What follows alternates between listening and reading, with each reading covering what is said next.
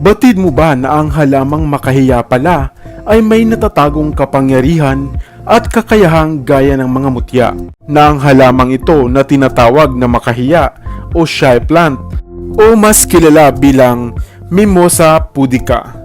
Isang halamang may tumitiklop na mga dahon sa tuwing ito ay masasagi o magagalaw. Ang halamang makahiya rin ay mainam na panglunas sa mga pamamaga ng kasukasuan, pananakit ng puson, beke at pagtatae.